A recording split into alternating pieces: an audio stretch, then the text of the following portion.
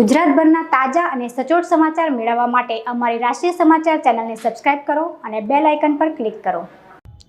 આજે અયોધ્યામાં ભગવાન રામની પ્રાણ પ્રતિષ્ઠા મહોત્સવ છે, ત્યારે દેશભરના લોકોમાં અનેરો ઉત્સાહ જોવા મળી રહ્યો છે।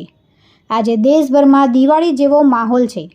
દેશભરમાં ઠેર ઠેર ભગવાન રામના અનેકો કાર્યક્રમ યોજવામાં આવ્યા હતા। દરેકે દરેક ગલી અને મહોલ્લાઓ સજાવવામાં આવ્યા છે। ત્યારે સુરતના પાલ ખાતે આવેલ સ્તુતિ યુનિવર્સલ ખાતે પણ સોસાયટીના લોકોએ મળીને મહાઆરતી, પ્રસાદ તેમજ ગરબાનું આયોજન કર્યું હતું, જેમાં સોસાયટીની મહિલાઓ અને સાથે નાના બાળકો અને પુરુષો પણ જોડાયા હતા। ચાલો, મારું નામ ગાયત્રી શર્મા છે।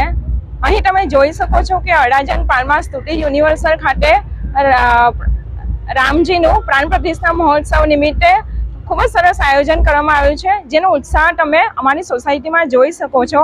સવારથી અમે બધી તૈયારીઓમાં લાગેલા રહ્યા હતા અને ખૂબ જ ઉત્સાહથી પ્રભુજીની પ્રાર્થના, આરતી અને ખૂબ જ ભાવથી અમે રંગોળીનું આયોજન કરી રહ્યું છે।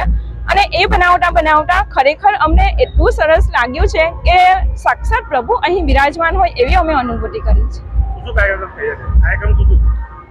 આજનો કાર્યક્રમ છે આપનો આરતીનો, પછી મહાપ્રસાદીનો, સાંજે છે આપણે હનુમાન ચાલીસાનું આયોજન કરવામાં આવ્યું છે અને રાત્રે પછી બધા સોસાયટીવાળા ભેગા મળીને મહાભોગનું આયોજન પણ અત્યારે કરવામાં આવ્યું છે। અને આ કાર્યક્રમમાં આશરે 600 થી 700 લોકો જોડાયા છે અમારી સાથે। અને જે રીતે આ મહોત્સવને પ્રતિસાદ મળી રહ્યો છે, એવું લાગે છે કે પ્રાણ પ્રતિષ્ઠા અયોધ્યાની સાથે સાથે અહીંયા પણ એક અલગ જ અનુભૂતિ અમને થઈ રહી છે। ગરબાની રમઝટ પણ બોલાવી હતી અને પ્રભુ શ્રી રામના નારાથી વાતાવરણ ગુંજી ઉઠ્યું હતું। ત્યારે સોસાયટીની મહિલાઓ તેમજ બાળકોમાં આ પ્રસંગને લઈને ભારે ઉત્સાહ જોવા મળ્યો હતો। કોની તરફ જો? આમની તરફ જો। ચાલો, આપનું નામ? નિકિતા ચૌહાણ। આજે અહીંયા કઈ રીતનો માહોલ છે અને કેવું લાગે છે અહીંયા આવીને? આજનો માહોલ દિવાળી કરતાં બી વધારે સરસ લાગે છે અને રામ મંદિરનું જે સ્થાપના થઈ છે તેના ઉત્સાહમાં આજે અમે રંગોળી બનાવેલી છે। આ જે રંગોળી બનાવી છે તે બનાવતા કેટલો સમય લાગ્યો અને કેવો ભાવ હતો?